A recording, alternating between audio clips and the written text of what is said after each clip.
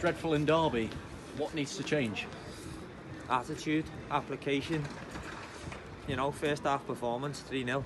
It's not good. Nowhere near good enough. And you know what? I can go in and rant and rave. I'm not going to, because it's got to come from within. It's got to come from, you know, we're doing stupid things, we're making silly mistakes, and you know, to be 3-0 down at half time, the game's done. We come out, we changed it. You know, we brought 3 subs on at half time. It had an impact. We get ourselves back in the game with a goal, and then they go straight through the middle of us and score again. It was, even the basics today, they weren't done properly. And you know what? I need to apologise for that performance. Not me personally, but to our fans, because they've travelled all this way and that doesn't represent us. That. The only real positive probably that we can take from the game is that your open play goal drought has came to an end. Is there anything else that you could pick out as a positive? No, I think defending we were poor. I think final third, the service into the box, the end product was poor. And when them two things are off, you're going to struggle to win a game of football. And you know, a goal drought, but you're only as good as your service. And you know, we're in this together. We won on Tuesday, and the effort and application we showed on Tuesday, that wasn't there today, and that's the most disappointing side for me. One thing that particularly throughout the season that I've highlighted is the fact that we go from winning one game of football and then we lose straight away. How are you planning to sort of combat that sort of inconsistency? Hard work, but again, there's no point me saying it. I can't give people hard work. I can't give individuals hard work. I can ask them to do it, but it has to come from within. It has to come from you as an individual. You have to be able to do that.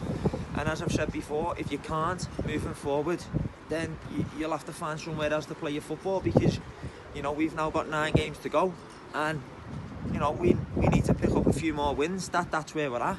But you know, there's myself, there's people playing for the future, because I won't accept that moving forward. We won't accept that as a club moving forward. And you know, that's the harsh reality of where we are. That's the harsh reality of football. If you think you can just turn up and walk around and think you're better than what you are, and not put 100% effort in, then you're only kidding yourself.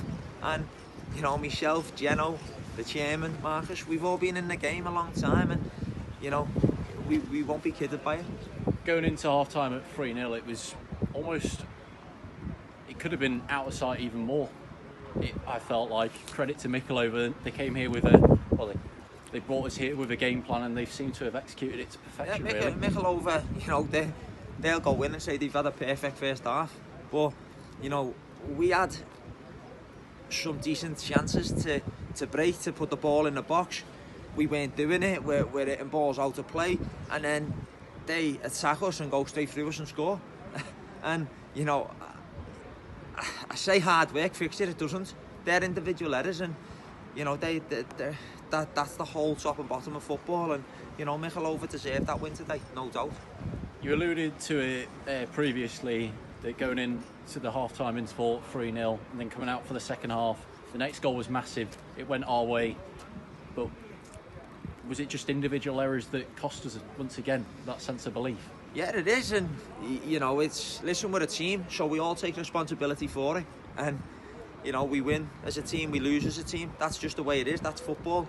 But you know, people need to take responsibility for their own performances, and you know, have a good look at themselves. And as I say, you have to be able to work hard. That's the bare minimum of football, and we didn't do that today. One thing that is evident coming up in the next few weeks, I think it's actually next game, is Matlock. Particularly that performance today certainly won't even get us anywhere near probably be a much higher goal scoring affair if it's the similar sort of performance.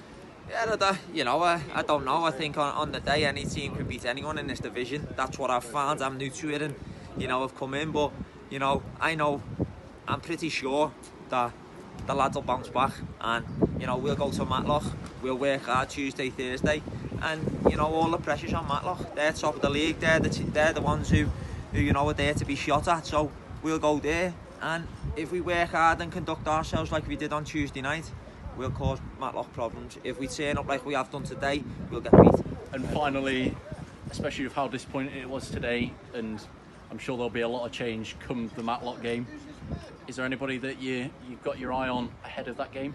No, listen, as I've said, you train properly, you put yourself in a position to play. That's now where we're at. That's, you know, where we're at in the season. And, you know, as I say, it's anyone's place is up for grabs, and, you know, you have to train properly. You have to do, on a Tuesday and a Thursday, you have to do the basics well. You have to train the way you play. And, you know, as I say, I'll sit down with Geno, we'll assess this game.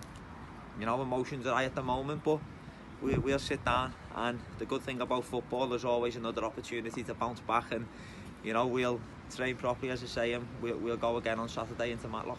Perfect.